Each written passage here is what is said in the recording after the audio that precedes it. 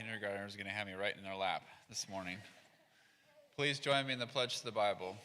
I pledge allegiance to the Bible, God's holy word. I will make it a lamp unto my feet and a light unto my path. I will hide its words in my heart that I might not sin against God. Join me in the pledge to the flag.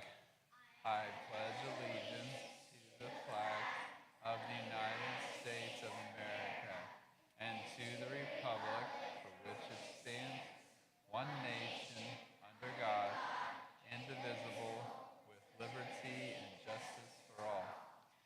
We are working through our catechism questions. We're working through the 10 commandments. We're working on the third commandment, which is, says, what is the third commandment? The third commandment is, you shall not take the name of the Lord your God in vain, for the Lord will not hold him guiltless who takes his name in vain. So let's try that. What is the third commandment?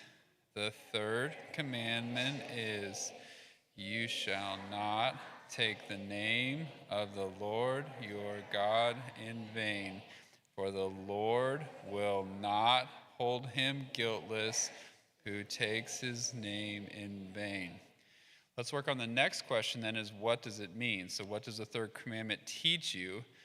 And the answer is to treat God's name, word, and works with reverence. So repeat after me. To treat God's name, word, and works with reverence. Let's put it all together. My turn. To treat God's name, word, and works with reverence. Your turn.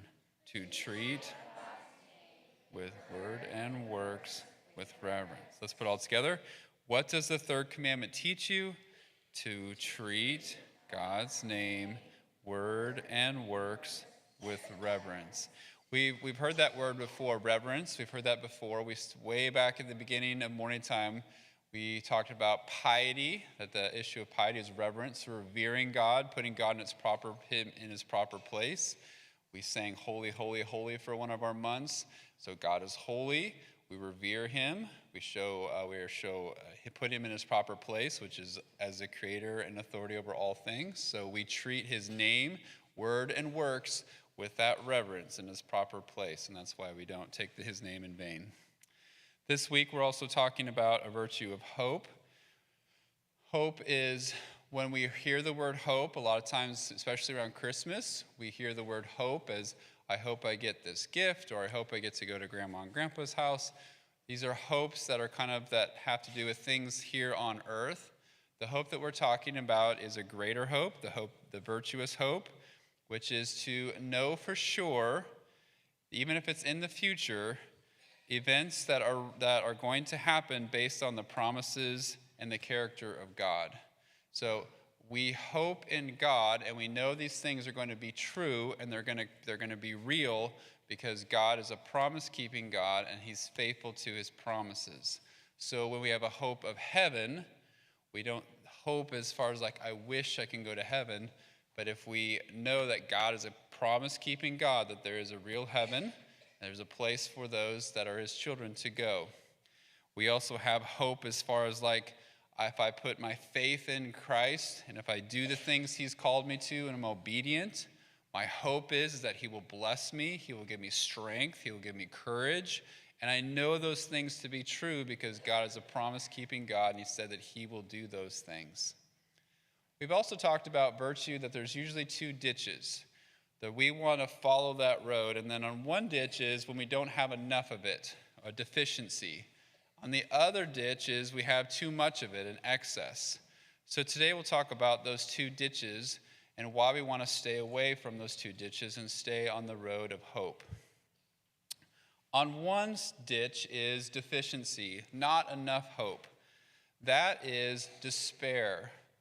Those of you that in third grade will eventually be reading Pilgrim's Progress, and you're going to read about the giant of despair, John, in that book, is really a good description of what despair does to people. Despair is when we don't have hope. We don't have enough hope. And that we act as if there is no hope, even if there is a reason to hope. So in class, you are getting to a point in your assignment and your work, and you get despair. You feel like there's no hope, and you just want to give up and quit. Well, there's no reason to do that, because it's still something you can work on. You can ask questions. You can ask your teacher. Like, there's options for you to do. But sometimes we forget that we can keep doing things and we lose hope. Despair is something that we want to avoid, because there's always someone or something we can look to help us. On the other side is fantasy. What we hope for something when there really is no hope.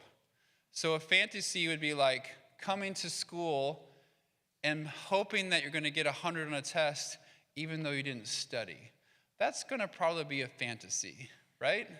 So, and my son, he can drive. He hopes that he can get a car this Christmas. Well, hope also has to be in the person and what you're hoping in, and that person's ability to deliver on it. So in order for him to get his car, his parents, me, have to have the money and the ability to buy that new car. Well, that's a fantasy, right? That's not going to happen, right? So if we put our hope in things that there really is no ability to deliver on that hope, that's fantasy. So the middle road, the road of hope, is we put our hope in God, believing in him, trusting in his promises, and if we know he's a promise-keeping God and what he says will be true. Well, we want to be like the angels and their model and example of how we glorify God, so let's sing Hark, the Herald Angel Sings.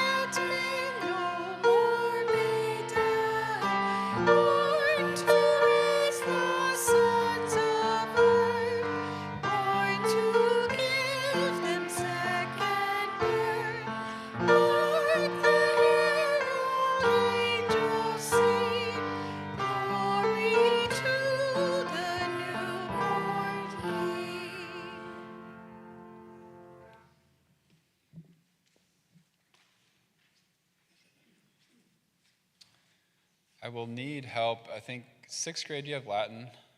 Okay, so I need either a 4th grade or 5th grade to help. We need to set the stage for rehearsals, so I don't know if it'll be a teacher decision, Ocean. I appreciate your volunteering, but teachers need to decide that. So if either a 4th or 5th grade class could stay, or both, that would be great. To whom much is given, we have a great responsibility, but great hope, knowing that if we do the work that we're called to, God will bless that. The Lord be with you.